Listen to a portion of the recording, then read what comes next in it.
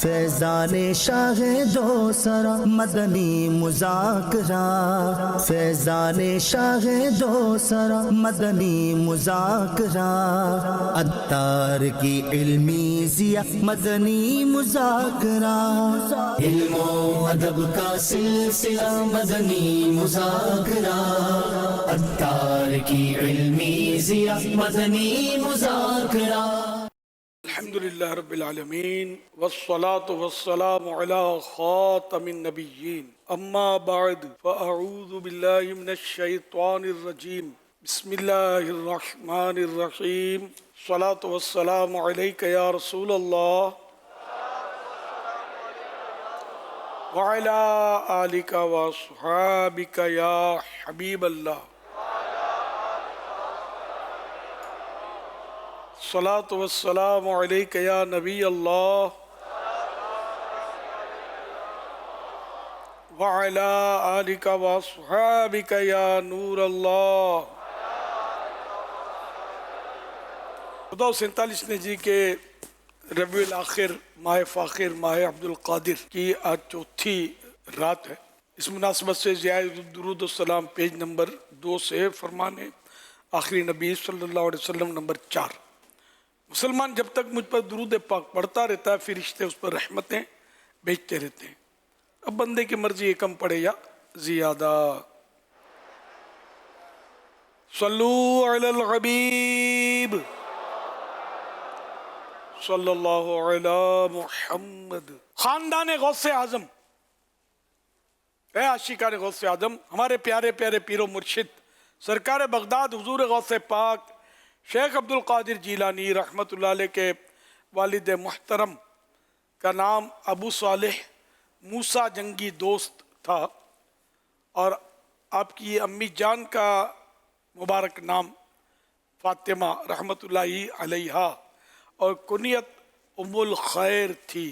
شہنشاہ بغداد حضور غوث پاک رحمۃ اللہ علیہ کے والد محترم جیلان شریف کے بڑے بزرگان دین میں سے تھے۔ آپ کا لقب جنگی دوست اس لیے ہوا کہ آپ خالصتاً اللہ پاک کی رضا کے لیے دنیاوی خواہشات سے دور رہنے کے ساتھ ساتھ شرعی و دینی معاملات میں خوب محنت و مشقت کرنے میں اپنے زمانے میں بے مثال تھے۔ نیکی کی دعوت دینے اور گناہوں سے بچانے میں مشہور تھے، اور اس معاملے میں اپنی جان کی بھی پرواہ نہ کرتے تھے۔ بغداد بلاؤ غوث پاک، روزہ بھی دکھاؤ غوث پاک، تم خواب میں آؤ دیدار کراؤ غوث پاک، دیوانہ بناؤ غوث پاک، مستانہ بناؤ غوث پاک، غیروں سے چھڑاؤ، غوث پاک، بس اپنا بناؤ، غوث پاک، عصیاں سے بچاؤ غوث پاک، اور نیک بناؤ، غوث پاک، تم نزع میں آؤ غوث پاک، شیطان کو بھگاؤ، غوث پاک، ایمان بچاؤ غوث پاک، اور کلمہ پڑھاؤ۔ غوث پاک، اب قبر میں آؤ غوث پاک، دہشت سے بچاؤ، غوث پاک، دوزخ سے بچاؤ، غوث پاک، جنت میں بساؤ، غوث پاک، غوث پاک غوث پاک غوث پاک غوث پاک غوث پاک رحمت اللہ تعالی علیہ۔ صلو علی الحبیب صلی اللہ علی محمد۔ محمد اسماعیل اتاری بھینس کالونی سے عرض کر رہا ہوں۔ میرا امیر اہل سنت سے سوال عرض یہ ہے کہ بعض لوگ بیسن پر جب وضو کرتے ہیں تو بڑھاپا یا کمزوری کی وجہ سے وہ پیر کو ہاتھ نہیں لگاتے، اور ایسی مسلم شاول سے اپنے پیر پر پانی بہا لیتے ہیں اور ہاتھ نہیں لگاتے ہیں، تو اس میں شرعی رہنمائی فرما دیں، جزاک اللہ خیرہ۔ اگر ہاتھ نہیں لگاتے، بڑھاپا ہو یا کوئی بھی وجہ ہو، اور پانی جتنا بہنا چاہیے کم از کم 2 قطرے ہر جگہ سے بہہ گئے، تو وہ عضو مثلاً پاؤں تو یہ دھل گیا، وضو ہو گیا۔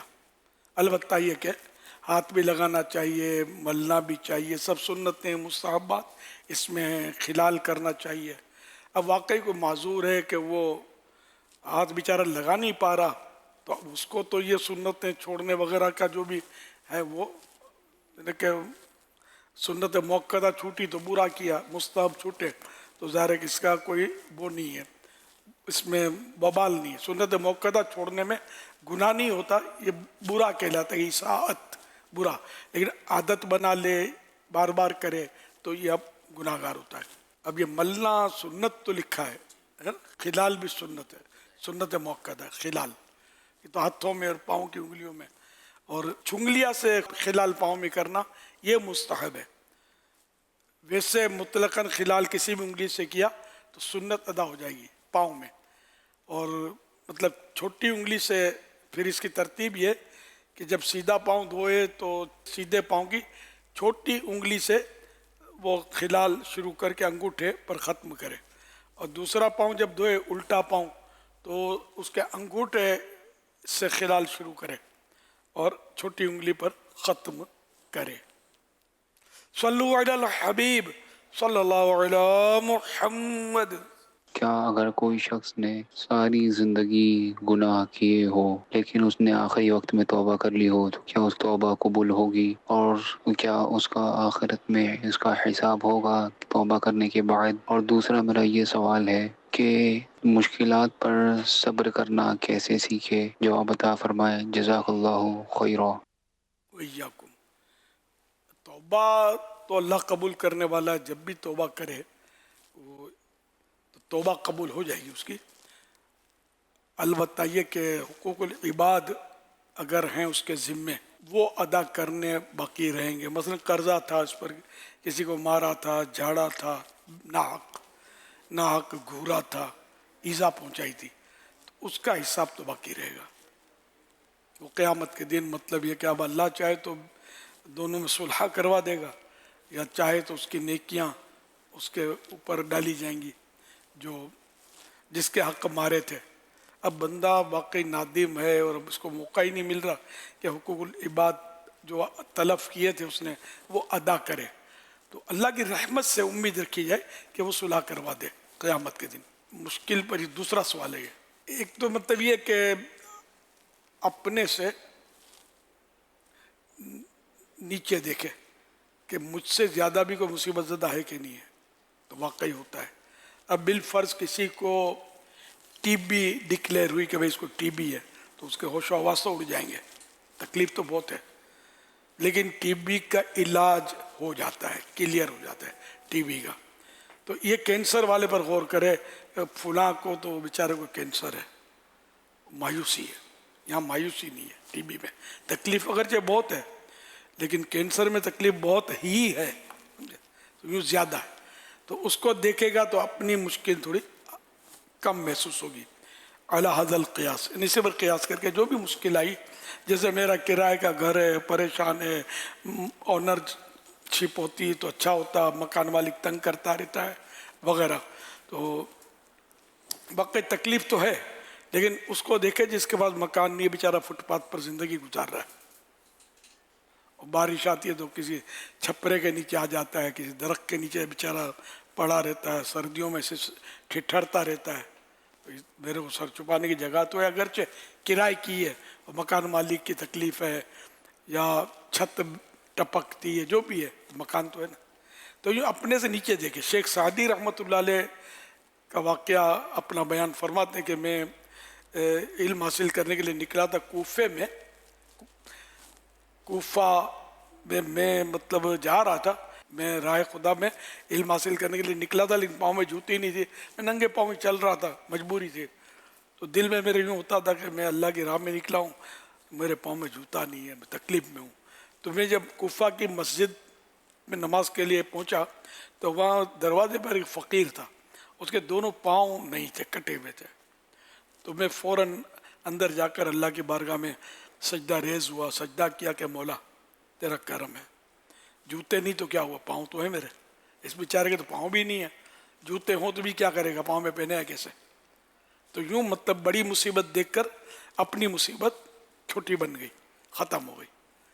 تو یہ اس طرح بھی ایک صبر کا ہے. پھر صبر کا جو اجر ہے, ثواب ہے, اس پر توجہ فرمائے.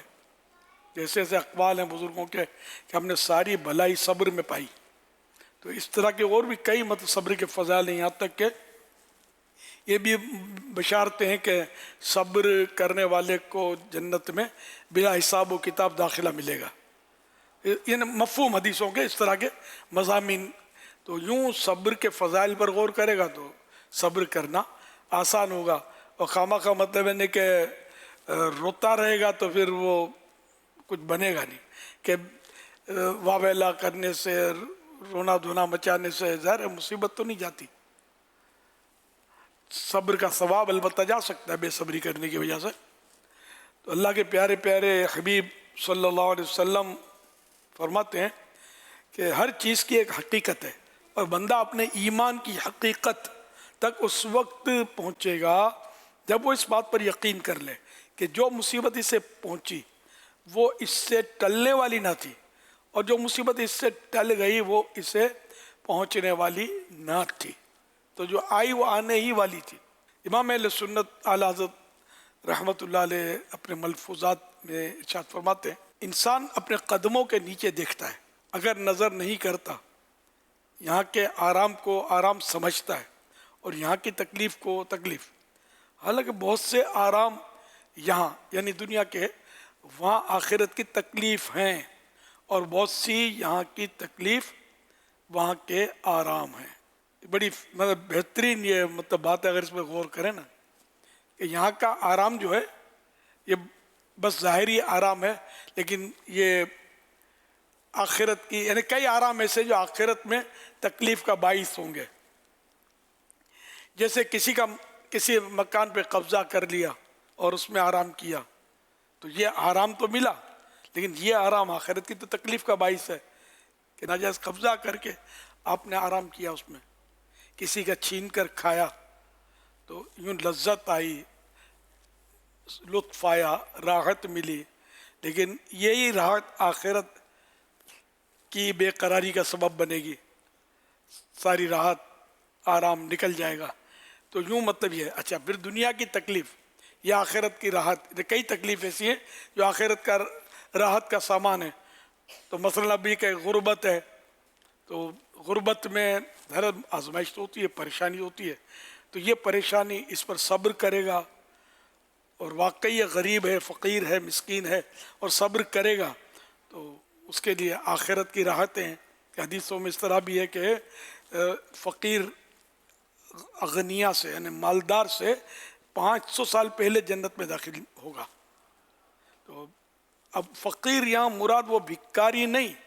اب تو پروفیشنل بھکاریوں کی تعداد بھی بہت بڑھتی جا رہی ہے. تو یہ نہیں واقعی فقیر جس کے پاس مال نہ ہو اور فقیر بھی وہ جو صبر بھی کرے ہو واویلا اور دوسرے کے مال پر نظر جمائے اور مطلب یہ نہیں. وہ فقیر صابر جو صبر کرنے والا ہو اللہ کی رضا پر راضی رہنے والا ہو تو 500 سال پہلے جنت میں مالدار کے مقابلے میں جائے گا. تو مال جو ہے نا یہ سچی بات ہے کہ وبال مالدار اپنے آپ کو ٹھیک ہے خوش نصیب سمجھتا ہوگا اپنے تئیں ہوگا اپنے طور پر ہوگا. حالانکہ ہر صورت میں ایسا نہیں ہے. مطلب جتنا مال زیادہ ہوگا نا حرام اگر ہے تو عذاب ہے. وہ تو اس کا حساب نہیں ہے حرام کا تو ہی عذاب کا حساب کیا تو ہے ہی گناہ. یہ تو حلال ہے حلال پر حساب ہے. کہاں سے حاصل کیا کیوں حاصل کیا اور کس کام میں اس کو خرچ کیا کہاں خرچ کیا وغیرہ یعنی سوالات ہوں گے. تو یہ جواب دے نہیں پائے گا اس کے. دنیا میں بھی جس کے پاس زیادہ مال ہوگا تو اس میں اوپر ٹیکس آتے ہیں نوٹس آتے ہیں. مجھے پتہ ہے ایسے واقعات کے ایک مالدار کو وہ جب نوٹس ملا یہ ٹیکس کا بہت بڑا مالدار آدمی تھا رئیس کبیر کراچی کا واقعہ. تو اس کو نوٹس ملا تو اب وہ ٹیکس بہت زیادہ مانگ رہے تھے اور بڑی رقم دینے کے باوجود بھی وہ ٹیکس اتنا تھا کہ وہ یعنی کہ 2 نمبر کی رقم دینے کے باوجود بھی ٹیکس جو تھا وہ ادا یعنی کہ وہ معاف کرنے کے لیے تیار نہیں تھی جو بھی یہ ڈپارٹمنٹ تھا اس کا. اس طرح ملا جلا واقعہ ہے. اب یہ برسوں پرانا ہے. تو وہ جو شخص تھا مالدار آدمی تو وہ پھر یعنی کہ اس طرح اس کو ٹینشن ہوا کہ رات سویا تو وہ بستر پر ہی بیچارے کا انتقال ہو گیا. اللہ مغفرت کرے. میری ملاقات ہوئی تھی اس سے اللہ غریق رحمت فرمائے. یوں معقول آدمی تھا لیکن ٹیکس اتنا آ گیا کیا کرے. اب کوئی ہے کسی کے پاس 50 کروڑ روپے ہیں، اگر 60 کروڑ روپے ٹیکس آ گیا تو کرے گا کیا؟ کہاں سے دے گا؟ ایک میں نے مثال دی، مجھے واسطے نہیں پڑتے ٹیکس سے، اور اپنے پاس ہے کیا جس پر میں ٹیکس پیئر نہیں ہوں، زندگی میں کبھی نہیں کیا ہے کیا اپنے پاس جو ٹیکس دیں؟ خیر اللہ پاک کی رحمت ہے، اس کا کرم ہے، بہت کچھ ہے۔ میں بڑا امیر و کبیر ہوں، شہد و سرا کا اسیر ہوں، در مصطفیٰ کا فقیر ہوں، میرا رفعتوں پہ نصیب ہے۔ صلو علی الحبیب صلی اللہ علی محمد صلی اللہ علیہ وسلم۔ سیدی ایس ایم ایس کے ذریعے سوال موصول ہوا ہے کہ اگر میں نے اپنی کوئی چیز مثلاً گھر کا کوئی قیمتی سامان اللہ کی رضا کے لیے صدقہ دینے کی نیت کر لی ہو اور اس کے ذریعے صحت کی دعا بھی مانگی ہو، تو کیا بعد میں وہی چیز خود استعمال کر سکتا ہوں اور اس کی قیمت کے برابر صدقہ کر سکتا ہوں؟ کیا یہ میرا عمل شرعاً درست ہے؟ گناہ تو نہیں ہے، لیکن مطلب اپنی پسند کی چیز رکھ لی، اچھا پہلے نیت بھی اسی پر کی تھی، تو یہ مطلب ایک اچھی اور مناسب بات نہیں ہے۔ اور قرآن کریم میں 4 پارے کی ابتدا میں لن تنالوا البر حتی تنفقوا مما تحبون، ہرگز تم میں سے کوئی نیکی نہیں پا سکتا جب تک اپنی پسند کی چیز رائے خدا میں نہ دے دے۔ اچھا ایک تو یہ، دوسرا یہ کہ وہ تو پہلے طے کر چکے تھے کہ مجھے دینا یہی ہے، اور بیماری میری چلی جائے وغیرہ اس کی برکت سے کہ رائے خدا میں دوں گا، اب بیماری چلی گئی تب تو ڈبل کر کے دینا چاہیے دیکھا جائے تو شکرانے میں، نہ کہ اسی کو رکھ لیا اور اب اس کے بدلے کچھ اور دے دیا۔ تو یہ مطلب حرص کی مطلب ہے کہ علامت حرص کی بات ہوئی نا، تو ایسا نہ کیا جائے، جو دے دیا دے دیا، اب بھی اگرچہ اپنے قبضے میں، لیکن اب نیت سے تو دے دیا تھا نا، دے دیا تو اللہ اور دے دے گا، مگر شرعاً گناہ نہیں ہے جب تک اپنی ملک میں۔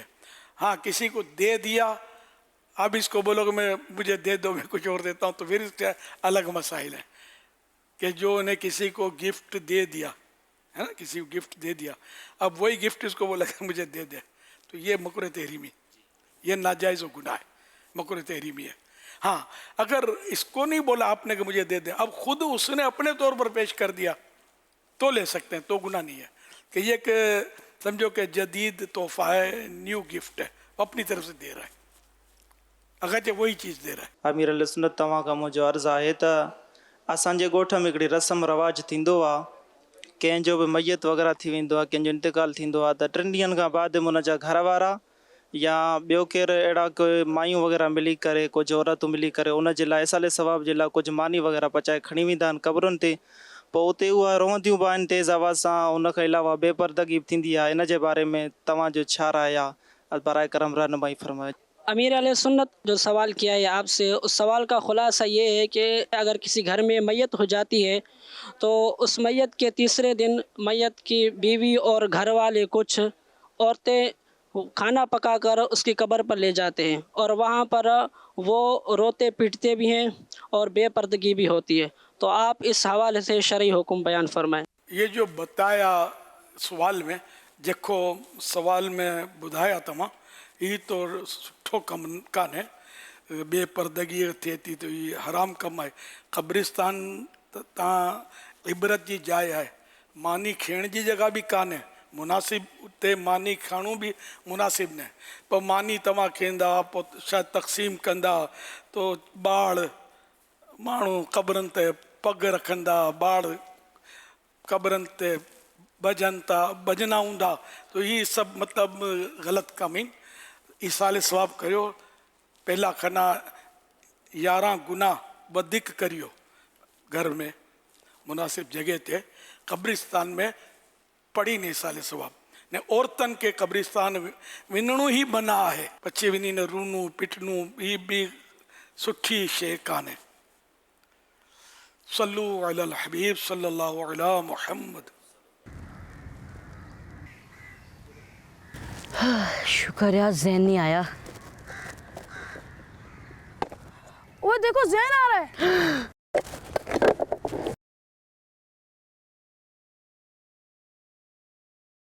ہٹ جائیں, یہ کیا کر رہے ہیں آپ لوگ؟ ایسے کسی کو تنگ کرنا بہادری نہیں, بزدلی ہے. دیکھو دیکھو ہیرو بن رہا ہے, ہمیں اکیلے روک نہیں پاؤ گے. اکیلا نہیں, جب کوئی حق پر ہوتا ہے تو اللہ پاک اس کے ساتھ ہوتا ہے. آپ نہیں جانتے غوث پاک رحمۃ اللہ تعالیٰ علیہ ہمیشہ حق اور سچ بات کہتے تھے, چاہے ان کے سامنے کوئی ایک عام مسلمان ہو یا بہت بڑا بادشاہ. ہمیشہ نیکی کا حکم دیتے تھے اور برائی سے روکتے تھے. تو وہ بھی اکیلے تھے مگر اللہ پاک ان کے ساتھ تھا.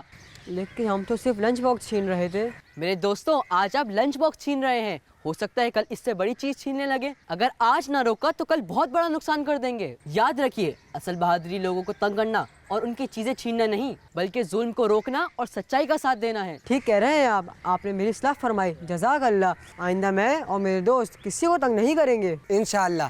جزاک اللہ عرفان بھائی, آپ نے میری مدد کی. عرفان بھائی, یہ ظلم کیا ہوتا ہے اور اس کی سزا کیا ہے؟ عبید بھائی, ایک کام کرتے ہیں نا, ہم امیر اہل سنت سے پوچھتے ہیں. پیارے امیر اہل سنت, یہ ارشاد فرمائیے, ظلم کیا ہوتا ہے اور اس کی سزا کیا ہے؟ اللہ اکبر. ظلم آخرت کا اندھیرا ہے, اور ظلم جو ہے یہ بہت مطلب بری چیز ہے, گناہ ہے. کسی پر ناحق ظلم کرنا اور جہنم میں لے جانے والا کام ہے. مظلوم اور ظالم دونوں کا مقدمہ قیامت میں پیش ہوگا, اور ظالم کی جو نیکیاں ہیں وہ مظلوم کو دی جائیں گی. پھر بھی اگر نیکیوں کے باوجود اس نے جو ظلم کیا تھا اس کا بدلہ پورا نہ ہوا تو مظلوم کے گناہ ظالم کے متھے ڈالے جائیں گے. اور یوں ظالم چاہے اس کے بعد نیکیاں ہوں, حج ہوں, نمازیں ہوں, لیکن یہ کہ اگر نیکیوں سے خالی ہو گیا دوسروں کے مظلوموں کے حقوق ادا کرنے وغیرہ کے ذریعے, تو یہ جہنم میں پھینک دیا جائے گا, اس کو ڈال دیا جائے گا. یہ بڑا خطرناک ہے ظلم. اور ظلم یہ وہ گناہ ہے کہ جو ایمان کے لیے خطرناک ہے. ظالم کا خوف ہے کہ ظالم کا خاتمہ اور موت بری ہو. بری موت کی دو صورتیں ہیں. ایک تو بری موت وہ کہ گناہ گار جو ہے وہ بغیر توبہ کے مر گیا, اور دوسری جو صورت ہے وہ اس سے زیادہ خطرناک ہے کہ کفر پر مر گیا. یہ سب سے خطرناک ہے. تو اس لیے وہ ظلم نہیں کرنا چاہیے. اگر کسی پر ظلم کیا ہے کبھی, ظلم کا مطلب یہ نہیں کہ اس کو فائر کر دیا, ہاتھ پاؤں کاٹ دیا. ظلم زبان سے بھی ہوتا ہے, کسی کی ناک دل آزاری کر دی, یہاں تک کہ کسی کو ایذا دینے والی نظر سے گھورا, یہ بھی ظلم ہے, گناہ ہے. ٹھیک ہے نا. تو اس طرح کسی کو مارا, پیٹا, کوئی چیز چھین لی, قرضہ دبا لیا, اس کی غیبت کی, اس کو پتہ چل گیا تو اس کا دل دکھ گیا, دل تو دکھے گا اس کا. کسی پر تہمت لگائی, تو یہ ظلم تو بہت طرح کے اور بہت سارے, تو یہ بہت خطرناک ہے. تو یہ جو کیا دنیا میں, اس کو مطلب یعنی کہ ترکیب کر لینی چاہیے اور معافی تلافی ہو جائے, توبہ بھی ہو جائے, تو اسی میں عافیت ہے. ورنہ تو آخرت میں بہت مشکل ہو جائے گا معاملہ. اللہ کے پیارے پیارے آخری نبی صلی اللہ علیہ وآلہ وسلم نے ارشاد فرمایا, بے شک اللہ پاک ظالم کو مہلت دیتا ہے یہاں تک کہ جب اس کو اپنی پکڑ میں لیتا ہے تو پھر اس کو نہیں چھوڑتا. یہ فرما کر سرکار نامدار صلی اللہ تعالی علیہ وآلہ وسلم نے پارہ 12 سورہ ہود کی آیت نمبر 102 تلاوت فرمائی. ترجمہ ہے کنز الایمان, اور ایسی ہی پکڑ ہے تیرے رب کی جب بستیوں کو پکڑتا ہے ان کے ظلم پر, بے شک اس کی پکڑ دردناک کرری یعنی سخت ہے. مفسر قرآن حضرت علامہ ساوی رحمۃ اللہ علیہ فرماتے ہیں کہ ہر ظلم کرنے والے پر لازم ہے کہ وہ اپنے ظلم سے توبہ کرے اور ظلم کرنا چھوڑ دے, اور جس کا جو حق مارا ہو وہ اسے لوٹا دے, تاکہ وہ اس عظیم وعید یعنی جو آیت مبارکہ میں دردناک پکڑ کی جو وعید ہے اس وعید میں داخل نہ ہو. کیونکہ یہ آیت گزشتہ امتوں کے ساتھ خاص نہیں بلکہ ہر ظالم کو عام ہے, ہر ظالم کے لیے یہ وعید ہے. اللہ کے پیارے پیارے آخری نبی صلی اللہ علیہ وسلم نے ارشاد فرمایا, اے لوگو اللہ پاک سے ڈرو. خدا کی قسم جو مومن دوسرے مومن پر ظلم کرے گا تو قیامت کے دن اللہ پاک اس ظالم سے انتقام لے گا. ایک اور حدیث پاک میں ارشاد فرمایا جس نے کسی ظالم کی اس کے ظلم پر مدد کی وہ قیامت کے دن اس حال میں آئے گا کہ اس کی پیشانی پر لکھا ہوگا یہ اللہ کریم کی رحمت سے مایوس ہے. یعنی جو ظالم کی تعاون کرے گا وہ بھی گیا. خود ظالم کا کیا حال ہوگا. تو نہ ظلم کرنا ہے نہ کسی ظلم کرنے والے کا ساتھ دینا ہے. صلو علی الحبیب صلی اللہ علی محمد. تو یہ خاکہ دکھا کر, یہ تو فرضی خاکہ تھا, یہ بتایا کہ اس طرح جو لوٹتے ہیں نا یہ ظالم ہے. ایک تو مال لوٹا نہیں بھی کامیاب ہوئے تو اس کو کتنی وہ گھبراہٹ ہوگی. اس میں گھبراہٹ بھی دکھا رہے تھے اس بچے کی کہ وہ خوف زدہ ہوا. تو کسی کو خوف زدہ کرنا یہ بھی ناجائز ہے, گناہ کا کام ہے. ناحق کسی کو خوف زدہ کرنا, چھپ جاتے ہیں ڈرا دیتے ہیں او کر کے او کر کے, اور کبھی بچوں کو ڈرا دیتے ہیں. ظلم کا انجام بہت خراب ہے. ایک رسالہ مکتبۃ المدینہ کا مختصر سا رسالہ, زیادہ بڑا نہیں ہے, وہ ظلم کا انجام اس کا نام ہے. نہ پڑھا ہو تو پڑھ لیجئے, آپ کو پتہ چلے گا ظلم کیا. جو عام طور پہ ہم ظلم کو تو کوئی لفٹ ہی نہیں کرا رہے, ایزی لیتے ہیں, وہ خطرناک ہے. جیسے اب کوئی بیٹھ گیا آپ کے پاس, کیا غصہ پڑتا ہے, چل ہٹ, اس کو ہٹا دیا یا گھورا, یہ سب ظلم ہے. یہ دیکھیں بعض ظلم ایسے ہوتے ہیں کہ جو بظاہر کچھ بھی نہیں ہے, نہ مارا نہ پیٹا, ایسے یاد رہ جاتے ہیں کہ وہ مطلب مجھے بھی کچھ یاد ہیں. جیسے کبھی کبھی مثال دیتا ہوں کہ ایک مجھ پر ایسا ظلم ہوا تھا کہ مجھے یاد ہے, اور خیر میں نے معاف کر دیا لیکن میرے نام بھی نہیں. اب تو وہ بندہ زندہ ہو اس کی بھی امید نہیں ہے. اس وقت جب میں سمجھو جوان تھا تو وہ تو ویسے شاید بوڑھا ہی تھا وہ آدمی, 55-60 سال تو ہوگی عمر. سجدے میں وہ اگلی صف میں تھا, میں پیچھے تھا, نماز میں نمازی تھا وہ آدمی, میں پیچھے تھا. تو میرا سر اس کو لگ گیا ہوگا, سجدے میں لگ جاتا بعض اوقات, صفیں چھوٹی بھی ہوتی ہیں کہیں کہیں مسجدوں میں, سر میرا لگ گیا. اس نے جو مطلب مجھے جو اس طرح کی یعنی کہ ایک کا جملہ بولا لیکن ایسا زہر میں بجھا ہوا جملہ تھا وہ, میں اس کو دوہرا نہیں سکتا. میرے کو اتنا اس سے مطلب دل دکھا ہے میرا کہ ابھی تک جیسے وہ یاد کیا تو کسک دل کے اندر باقی ہے. اب بتائیے یہ اگر یہ ظلم نہیں تو ظلم کس کو بولتے ہیں؟ اللہ اس کو معاف فرمائے, میں تو معاف کر چکا, 100 بار معاف میری طرف سے, 1000 بار معاف, لیکن یہ کہ وہ کرنے والا کر گیا. یہ اس طرح نہیں, مثال اس لیے دیتا ہوں کہ یہ بھی ظلم ہے, کسی کا دل دکھا دینا, مار پیٹ, چھری مارنا, گولی مارنا, یہی ظلم نہیں ہے. تو یہ ڈانٹ ڈپٹ عام ہے, ناحق ڈانٹتے ہیں, ماں باپ بھی اولاد کو ناحق ڈانٹتے رہتے ہیں, دل دکھاتے رہتے ہیں, پریشان کرتے رہتے ہیں, تو یہ بھی پکڑے جائیں گے. میاں بیوی, شوہر سمجھتا ہے کہ یہ تو میری کنیز ہے, ساس سمجھتی ہے ہماری ماسی ہے, نوکرانی ہے. اس طرح اگر کوئی ایسا ہے ماحول, وہ جھاڑتے رہتے ہیں, اس کو کھینچتے رہتے ہیں, وہ گھر بچانے کے لیے بیچاری مظلومہ کچھ بولتی نہیں ہے, قیامت کے دن پھنسیں گے سب. اچھا اسی طرح اگر وہ بہو شریر ہے اور ساس کو دباتی رہتی ہے اور اس کو تنگ کرتی رہتی ہے تو یہ ظالمہ, وہ مظلومہ. اس طرح کوئی بیوی شوہر کو ستاتی رہتی ہے, پریشان کرتی ہے تو یہ شوہر مظلوم, وہ ظالمہ. تو جو بھی ظلم کرے گا, چاہے باپ بیٹے ہوں, چاہے ماں بیٹی ہوں, چاہے یہ کوئی رشتہ ہو نہ ہو, کسی پر بھی ظلم کی اجازت نہیں, غیر مسلم پر بھی ظلم کی اجازت نہیں. ہمارا اسلام ایسا نہیں ہے جو مطلب لوگوں کو تکلیف دے. ہمارا اسلام جو ہے بڑا سلامتی والا مذہب ہے, الحمدللہ سب کو اس کے حقوق دیتا ہے ہمارا اسلام, الحمدللہ. تو ظلم چھوڑ دیں, اگر کبھی کیا تو ڈھونڈیں اس کو, کسی کو ڈانٹا تھا, کسی کو جھاڑا تھا. ایسے اجتماع میں جو نمازی اور اچھے اجتماع میں بھی ظلم ہو جاتے ہیں. جیسے میں نے کہا کوئی آئے گا تو اب بیچارے کی لات لگ گئی, اس کو اندھا ہے دیکھتا نہیں ہے کر کے اس کو ٹوک دیا, تو یہ نہیں ہونا چاہیے جگہ. بلکہ حدیث پاک میں جو کوئی آتا تو پیارے آقا صلی اللہ علیہ وسلم اس کے لیے سرکتے تھے. تو اگر ہم سرکیں گے تو سرکنا مطلب یہ کہ اس کو جگہ دینا. اچھا اب اگر ہم خالی بھی سرکیں گے, جگہ نہیں ہے, کوئی آیا یوں کریں گے, وہ دیکھے گا تو دل جوئی ہوگی اس کی, यार मेरे आने का नोटिस लिया इसने, बड़े अच्छे लोग हैं दावत इस्लामी वाले, मगर अब कोई ऐसा होगा मेरा भाई और यूं करके फैल जाएगा, कोई आ रहा होगा तो कहीं घुस ना जाए। अब इसका दिल खुश होगा, बल्कि इस पर इमेज ये होगा कि यार ये मोना लोग बड़े जालिम होते हैं यार। मतलब क्या मेरा कसूर यही था कि मैं नया था या मैंने दाढ़ी नहीं रखी और मैं गुनाहगार बंदा, तो ये नेक लोग हैं तो मेरे करीब बिठाने में ये मतलब आर महसूस करते हैं, घिन महसूस करते हैं, छोड़ो यार यहाँ नहीं जाना।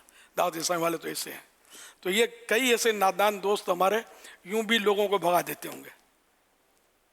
तो ये बड़ी मतलब हिकमत की बातें हैं, इस पर गौर करना चाहिए कि हम मतलब ये नहीं कि लोगों का दिल खुश करने वाले बने। मैं हमेशा बारहा कहता हूँ, ये रट लें इसको कि हम अगर किसी को राहत नहीं पहुँचा सकते हैं तो कम से कम तकलीफ तो ना ही पहुँचाएं, और बेहतर यही है कि हम लोगों को राहत पहुँचाएं, तो सुकून पहुँचाएं। हम ठीक है मतलब यानी हमारे जान अच्छी है या माल अच्छा है और हम मतलब हैं कुछ, लेकिन जो कुछ है और अपने आप को कुछ समझता है तो वो क़यामत में कुछ नहीं होगा। और जो मतलब कुछ है लेकिन लोगों के सामने कुछ भी नहीं होगा, आजिज़ी करेगा, तो वो क़यामत में बहुत कुछ होगा। अल्लाह करे दिल में उतर जाए मेरी बात। सल्लु अलल हबीब सल्लल्लाहु अला मुहम्मद। আমার নাম মোহাম্মদ শাহিদ রেজা আত্তারি, আমি ঢাকা বাংলাদেশ থেকে বলছি। আমির আহলে সুন্নতের নিকট আমার প্রশ্ন হলো যে শুনেছি আইসক্রিম আপনার অনেক পছন্দের এবং আপনি ইসলামী ভাইদেরকেও আইসক্রিম খাওয়ান, এবং আমাদের বাংলাদেশের মধ্যে ইসলামী ভাইদের মধ্যে এটা প্রচলিত যে যখন তারা 11 শরীফ বিশেষ করে 26 শরীফ পালন করেন তখন ইসলামী ভাইদেরকে আইসক্রিম খাওয়ান। তো এই প্রসঙ্গে ব্যাখ্যা করে দিন এবং সাথে সাথে এটাও বলে দিন যে आइसक्रीम खावार की उपकारिता एवं क्षति रही। मेरा नाम साकिब अत्तारी है। सवाल ये था कि आपको आइसक्रीम पसंद है तो आप भी इस्लामी भाई को आइसक्रीम खिलाते हैं, इस वजह से बिलखुसूस 11वीं शरीफ में और आपकी बनस्बत 26वीं शरीफ में बांग्लादेश में इस्लामी भाइयों ने एक दूसरे को आइसक्रीम खिलाते हैं, तो इसके बारे में आप वजाहत फरमा दें और साथ साथ ये भी इरशाद फरमा दें कि आइसक्रीम की नुकसानात और फ़वाइद क्या क्या है।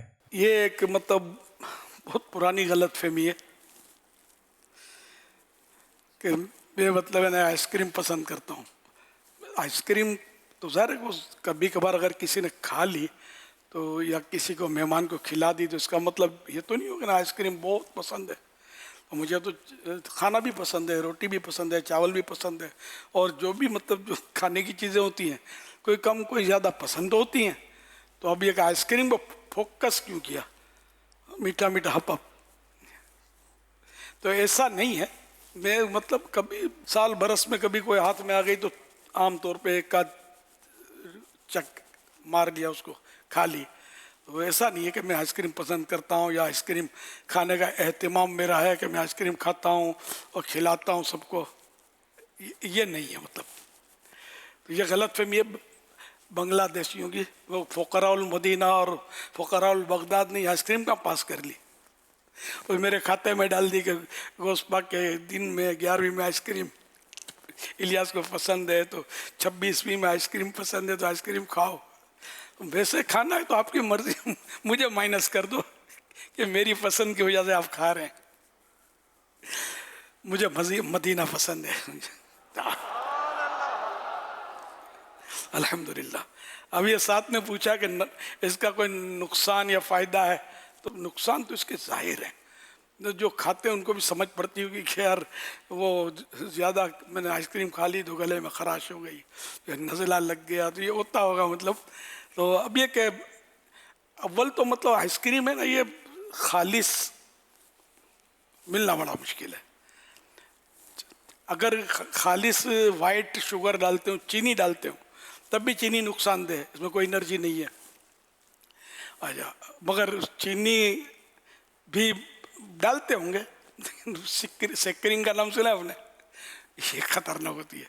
तो सेक्रीन भी जो नाकिस मालूमात है, सेक्रीन भी इस पर डाली जाती है जो मतलब सेहत के लिए अच्छी नहीं है, सेक्रीन डालते हैं।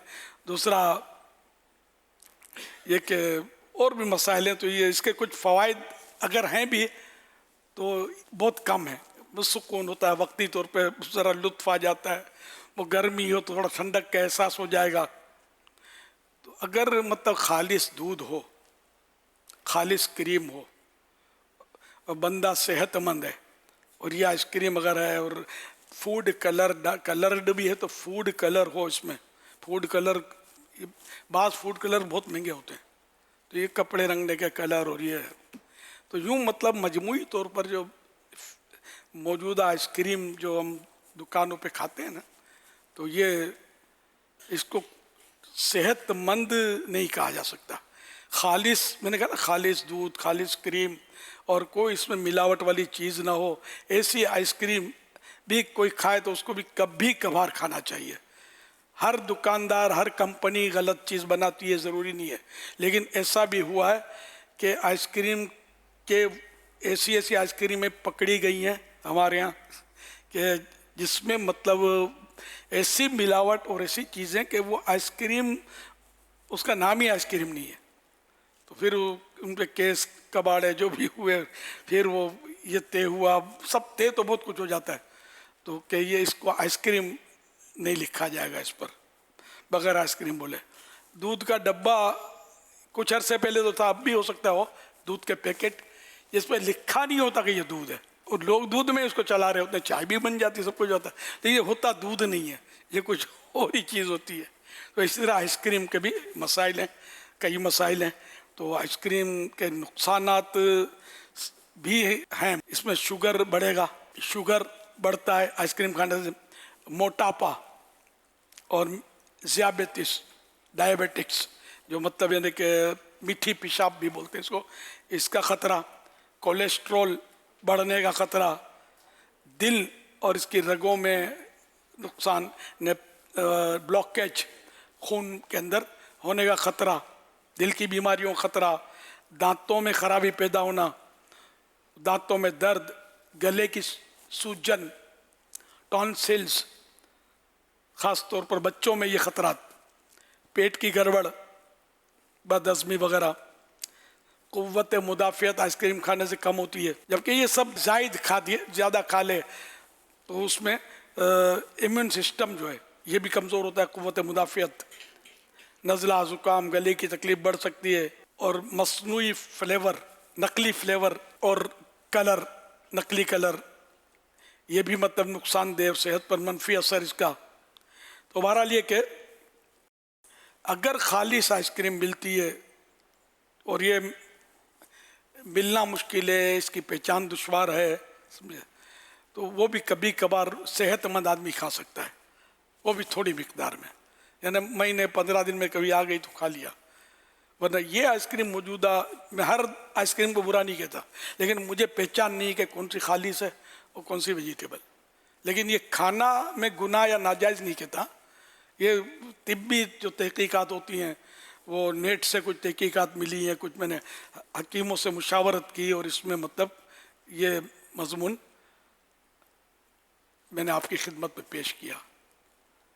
तो ये उम्मत के लिए मुफीद बातें, हदीस पाक में खैरुन्नास मन यनफ़उन्नास, लोगों में बेहतर वो है जो लोगों को नफ़ा पहुँचाए, तो ये नफ़ा पहुँचाने वाली बात है जो मैंने आपसे की। अब किसी को देखें आपके वो खा रहा है, कभी ये मौलाना होकर खा रहे हैं, तो ये मुफ्ती साहब खा रहे हैं, तो यार दिल तो सबका है यार, मतलब ज़ाहिर है गुनाह तो नहीं है अगर खा लिया तो कोई ने इस किसी को बदगुमानी या इसको बुरा भला, तो गुनाह कर रहा हो तब भी बुरा भला कहने के बजाय जो गुनाह कर रहा है उसको हम समझाएं, न कि उसको डिग्रेड करें, उसको बदनाम करें और पीछे से हम गीबत के गुनाहों में पड़ें। बाद औक़ात डॉक्टर सजेस्ट भी करते हैं, मशवरा देते हैं, दांतों का कुछ मसला होता है ना, तो उसमें उसकी ठंडक या उसमें जो अज्जा हैं वो उसको फ़ायदा करते होंगे दांतों को, तो बोलते भी हैं कि आइसक्रीम खा लो, दाढ़ निकालना, ये भी इसमें भी खिलाते हैं आइसक्रीम में। तो खैर अगर कोई खाए या वैसे भी अगर शौकिया खाए तो उसको गुनाहगार नहीं कहेंगे, लेकिन ये कहे जो इसका मतलब नुकसानात का जो मैंने अर्ज़ किया वो सबको पेश नज़र रखना है। लेकिन मैंने कहा कि मुझे कंफर्म नहीं पता कि कौन सी कंपनी की आइसक्रीम गलत होती है और कौन सी कंपनी की सही होती है। मैंने किसी कंपनी को टारगेट भी नहीं किया, मैंने एक जनरल बात की है। और अब कितना खालिस माल दुनिया में मिल रहा है इस वक्त, وہ یہ بتانے کی ضرورت نہیں آپ کو. ہر ایک کو اللہ نے عقل دی ہے کہ کیا کیا ہو رہا ہے. سچی بات ہے کہ ملاوٹ کی یہ حالت ہے کہ زہر بھی خالص بولتے نہیں ملتا. مجھے ایک ڈاکٹر نے بتایا تھا وہ کہ ہمارے پاس کیس آیا خودکشی کی کوشش کا. تو اس نے اتنی ساری نیند کی گولیاں کھا لی تھی. اس کی قسمت اچھی تھی کہ گولیاں خالص نہیں تھی, تو اس لیے مرا نہیں وہ بندہ, ورنہ مر جاتا تو بچ گیا. مطلب تو یہ یہیں کا کراچی کا کیس ہے. تو یہ حالت ہے کہ زہر بھی خالص نہیں ملتا, تو اب آئس کریم خالص ہمیں کون کھلائے گا. صلو علی الحبیب صلی اللہ علی محمد. سوشل میڈیا کے ذریعے سوال موصول ہوا ہے. علی شہزاد ہیں, یہ سوال کر رہے ہیں کہ اللہ کے اولیاء تو خود مقربین بارگاہ الہی ہوتے ہیں, ہم انہیں اصال ثواب کیوں کرتے ہیں؟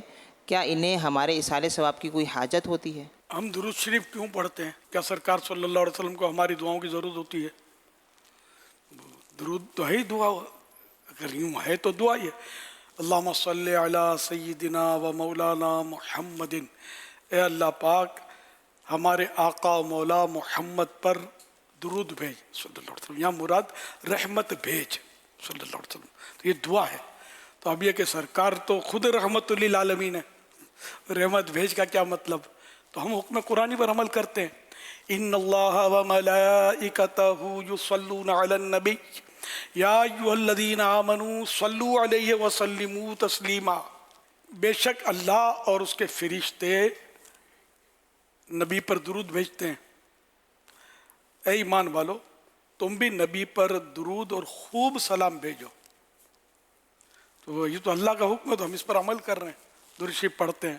دعا جب سرکار صلی اللہ علیہ وسلم کو دعا دے سکتے ہیں تو پھر اور کون ہے یہ کو دعا ہم نہیں دے سکتے؟ تو اس کا مطلب جس کو ہم نے دعا دی تو یہ ہرگز نہیں ہے کہ وہ ہماری دعا کا منتظر ہے, ہماری دعا کا محتاج ہے.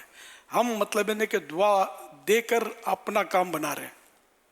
جیسے کہ فقیر آتا ہے دروازے پر بھیک مانگنے کے لیے, بعض اللہ آپ کی آل اولاد کا بھلا کرے, اللہ آپ کے روزی روزگار میں برکت دے, تو ذرا مطلب دعائیں دے کر پھر کچھ اپنا کام نکال لیتا ہے. تو ہم در مصطفیٰ کے بھکاری ہیں, سرکار کو دعائیں دیتے ہیں, سرکار کی آل کو دعائیں دیتے ہیں, آل پر بھی درود بھیجتے ہیں, اصحاب پر بھی درود بھیجتے ہیں کہ یہاں سے بھی کچھ عطا ہو جائے. یہاں سے تو وہ عطا ہو رہا ہے کہ بس اس کا کوئی حساب و کتاب اور شمار بھی نہیں ہے. ٹھیک ہے نا. تو بہرحال یہ کہ اولیاء کرام کو دعا رحمت اللہ علیہ بولتے ہیں نا, رحمت اللہ علیہ یہ دعا تو ہے. غوث پاک رحمت اللہ علیہ, اللہ کی ان پر رحمت ہو, اس کے معنی یہ ہے اللہ کی ان پر رحمت ہو. تو یہ دعا ہے تو رحمت اللہ علیہ مائنس کر دیں گے. رضی اللہ عنہ صحابہ کے ساتھ خاص کر ہم بولتے ہیں, اولیاء کرام کے ساتھ بھی بول سکتے ہیں. تو یہ بھی دعا ہے, اللہ ان سے راضی ہو. واللہ تعالی اعلم ورسولہ اعلم عز وجل وصلی اللہ تعالی علیہ وآلہ وسلم. صلو علی الحبیب صلی اللہ علی محمد. پیارے آقا صلی اللہ تعالی علیہ وسلم جب بلندی کی طرف چڑھتے تو اللہ اکبر پڑھتے, جب ڈھلان کی طرف چلتے تو سبحان اللہ پڑھتے. سبحان اللہ سبحان اللہ سبحان اللہ. بلندی کی طرف چلتے ہوئے اللہ اکبر کہنا اور ڈھلان کی طرف سبحان اللہ کہنا, یہ پیارے آقا صلی اللہ علیہ وسلم کی سنت مبارکہ ہے. سبحان اللہ سبحان اللہ سبحان اللہ سبحان اللہ. یوسف بھائی آپ کو یوں چلتا ہوا دیکھ کر میرے ذہن میں ایک سوال پیدا ہوا ہے. 1 منٹ ٹھہرے, یہ ہم پیارے امیر اہل سنت سے معلوم کرتے ہیں. ہم نے روایتوں میں سنا ہے اللہ کے آخری نبی صلی اللہ تعالی علیہ وسلم چلتے تو کسی قدر آگے جھک کر چلتے, گویا کہ آپ بلندی سے اتر رہے ہیں. کیا میرے جیسے وہ بزرگ حضرات جو بڑھاپے کی وجہ سے جھک کر چلتے ہیں, اگر وہ سنت کی نیت کر لیں, کیا اس کو سنت پر عمل کرنا کہہ سکتے ہیں اور اس سنت پر عمل کرنے کا ثواب بھی ملے گا؟ رہنمائی فرما دیجئے, جزاک اللہ خیرہ. ویاکم. حضرت سیدنا عبداللہ ابن عمر رضی اللہ عنہما فرماتے ہیں حضور نبی اکرم صلی اللہ علیہ وسلم اور آپ کے لشکر کے लोग बुलंदी पर चढ़ते वक्त अल्लाह अकबर कहते और जब उतरते तो सुबहान अल्लाह कहते। सरकार सल्लल्लाहु अलैहि वसल्लम इस तरह चलते थे, चलने का अंदाज ऐसा था कि गोया ने जैसे ढलान में उतर रहे हैं। और कमाल ये था सरकार का कि कितने ही लोग साथ हों सबसे बुलंद नज़र आते थे। ये मौजिज़ा सरकार का चलता फिरता मौजिज़ा था सल्लल्लाहु तआला अलैहि वसल्लम। तो ये कि मेरे प्यारे आका सल्लल्लाहु अलैहि वसल्लम जिस तरह आजिज़ी के साथ चलते थे तो उस तरह चलने की प्रैक्टिस करना चाहे तो उसको करना चाहिए। मदीना मदीना मक्का मदीना तो खुद ब खुद कुदरती झुका हुआ तो ये मुराद तो इसमें शामिल नहीं होगी ना। हाँ ज़ाहिर सुन्नत के साथ होगी, उसको तो पता भी नहीं है ना, तो कदरे फिर थोड़ा अल्लाह बेहतर जाने वाला। ये सुन्नत आम नहीं है, वो तो पढ़ी भी तो बहुत पहले भी ना, लेकिन आम इस पर अमल देखा नहीं किसी का। पंजों पर वज़न, हाँ तो पंजों पर जब वज़न आएगा तो ये तिब्बन भी मुफीद है, गालिबन मैंने पढ़ा है। सरकार सल्लल्लाहु अलैहि वसल्लम ने जो किया वो हाँ मतलब वो बग़ैर उसके उसूल के होता ही नहीं है। तो यूँ फ़वाइद भी हासिल हैं इसको, और कोशिश करें ना पंजों पर थोड़ा वज़न देख कर तो हो सकता है कि ऐसा लगे कि हम ढलान की तरफ जा रहे हैं। हम ऊंचे नज़र नहीं आ सकेंगे, हाँ इसका कोई अमल नहीं हो सकेगा, वो सरकार का मौजिज़ा है सल्लल्लाहु अलैहि वसल्लम। ये दारुल इफ्ता अहले सुन्नत का फतवा है कि बुलंदी की तरफ जाते हुए अल्लाह अकबर और पस्ती की तरफ यानी नीचान ढलान की तरफ उतरते हुए सुबहान अल्लाह कहना मसनून है, यानी सुन्नत है। ये सुन्नत महज सफ़र से मखसूस नहीं बल्कि आम हालात में भी बुलंदी पर चढ़ते या पस्ती की तरफ आते तकबीर व तस्बीह मसनून ही है। अल्लाह अकबर कहना और सुबहान अल्लाह कहना या सीढ़ी चढ़ते हुए सीढ़ी उतरते हुए भी कह सकते हैं, बल्कि सुन्नत है ये। सल्लु अलल हबीब सल्लल्लाहु अला मुहम्मद। क्या मोहम्मद इस्लाम नाम रख सकते हैं? इस बारे में रहनुमाई फरमा दीजिए, जज़ाकल्लाहु खैरा। मोहम्मद इस्लाम हाँ रख सकते हैं। मोहम्मद सल्लल्लाहु अलैहि वसल्लम पर करोड़ों दुरूद सलाम। ऐसे नाम के साथ लफ्ज़ मोहम्मद शामिल कर सकते हैं कि जिसके माना जो है ना सरकार सल्लल्लाहु अलैहि वसल्लम के शायान शान हो। तो लफ्ज़ इस्लाम जो है इसका एक माना तो सलामती है ना, और भी क्या माना बयान कर देना इस्लाम के माना। असल में किसी चीज़ की पैरवी करने को भी इस्लाम कहते हैं। इनक़ियाद जिसको कहते हैं कि ज़ाहिरी तौर पर ज़ाहिरी आमाल के ज़रिए किसी की पैरवी करना, इताअत व फरमा बरदारी अल्लाह पाक की करना, इस पर भी इस्लाम का इतलाक़ होता है। तो बहरहाल जब लफ्ज़ी माना इस्लाम किसी चीज़ को जी सलामती भी एक माना बनता है, और अपना सर झुका देना, सर तस्लीम खम करना, इसके माना में भी आता है। तो ये माना दुरुस्त है। सरकार सल्लल्लाहु अलैहि वसल्लम ने अपने रब की बारगाह में सर झुका हुआ, हमेशा झुका हुआ ही है अल्लाह की बारगाह में। तो मोहम्मद इस्लाम नाम रखने में हरज नहीं है। सल्लु अलल हबीब सल्लल्लाहु अला मुहम्मद। मेरा नाम मोहम्मद अली रज़ा तारी है। मैं चाइना से अर्ज़ कर रहा हूँ। मेरी उम्र 8 साल है। अमीर अहले सुन्नत की बारगाह में सवाल अर्ज़ है कि वालिदैन अपने बच्चों को नमाज का आदी कैसे बनाएं। कुछ वालिदैन बच्चों को नवाफिल भी पढ़ाते हैं, इससे बच्चे फ़राइज़ भी ठीक अदा नहीं करते। ऐसे बच्चों को पहले चीज़ का आदी बनाना चाहिए। अमीर अहले सुन्नत से गुजारिश है इस सवाल का जवाब अदा फरमा दीजिए, जज़ाकल्लाहु खैरा। बच्चा जब 7 बरस का बच्चा या बच्ची हिजरी सन के हिसाब से 7 साल के हो जाएं तो इसके वालिद या सरपरस्त जो है उस पर ये वाजिब है कि नमाज का उसको बोले, हुक्म दे कि नमाज पढ़। नहीं करेगा हुक्म तो गुनाहगार होगा। और 10 साल का हो जाए तो फिर और सख्ती करके भी उसको नमाज पढ़ानी है अगर नहीं पढ़ता तो बच्चा। अब यही हुक्म रोज़े का भी है, मगर रोज़े में इतना है कि वो बच्चा रोज़ा बर्दाश्त करने के काबिल हो, उसकी सेहत ऐसी हो कि रोज़ा रखेगा तो कमज़ोर नहीं पड़ जाएगा, बीमार नहीं हो जाएगा। तो अब 7 बरस का है तो रोज़े का हुक्म दे, 10 बरस का है तो फिर सख्ती से भी उसको रोज़ा रखवाए। या बाज़ इसमें थोड़ा मतलब माँ बाप जो होते हैं, माएँ खासकर, वो नहीं कमज़ोर हो जाएगा, बीमार हो जाएगा, तो इन वहमात की वजह से बच्चों को रोज़ा ना रखवाना ये दुरुस्त नहीं है, क्योंकि वो रोज़े से कोई बीमार होना ज़रूरी थोड़ी है। सुमो तसहू, हदीस से पाक में कि रोज़ा रखो सेहत याब हो जाओगे। सारा दिन चॉकलेटें और टाफ़ियाँ ये अंदर धकेलता रहता है, रोज़े में कुछ तो सुकून होगा इसके मैदे को, रात को सुला दो उसको, सो जाएगा। तो चॉकलेट टाफ़ी ये तो अच्छी चीज़ें तो नहीं है ना। खैर, तो रोज़ा बहरहाल रखवाना है, वही जो मैंने अर्ज़ किया इसके मुताबिक। तो अब रहा ये कि वो नफलें पढ़ाना, तो नफलें पढ़ाने में भी हरज नहीं है। फ़र्ज़ भी पढ़ाएं, सुन्नतें पढ़ाएं, वित्र पढ़ाएं, नफलें पढ़ाते हैं तो अगर वो पढ़ता है उसको मशक्क़त में ना डालें इसमें, या मार धाड़ तो करनी भी नहीं है।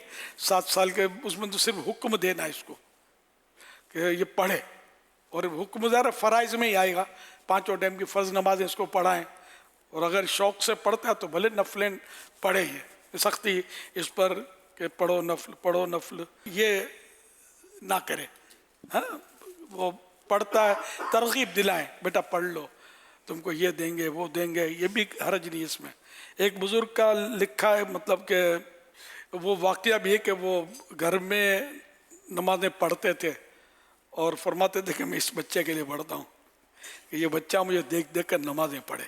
तो यूँ माँ बाप को चाहिए कि बच्चों की मौजूदगी में नमाज़ें पढ़ें ताकि देख देख कर इसको शौक़ पैदा हो। हदीस पाक में जो फरमाया कि अपनी नमाज़ों का कुछ हिस्सा अपने घरों के लिए रखो, यानी नफिल वगैरह पढ़ने के लिए, तो उसकी बहुत सारी हिकमतों में से एक हिकमत यही बयान की गई है ताकि बच्चे वगैरह देखकर, घरवार के अफराद देखकर नफिल के आदी बने। जी जी, अच्छा, नफल की भी इनको तरगीब, वो तरगीब ही है, तो नफलें भी पढ़ाएं इसको ताकि ये मतलब पूरी नफलें, सुन्नतें, फ़र्ज़ पढ़ने की आदत लेकर बालिग हो। फैज़ाने शाहे दो सरा मदनी मुज़ाकरा, फैज़ाने शाहे दो सरा मदनी मुज़ाकरा, अत्तार की इल्मी ज़िया मदनी मुज़ाकरा, इल्मो अदब का सिलसिला मदनी मुज़ाकरा, अत्तार की इल्मी ज़िया मदनी मुज़ाकरा।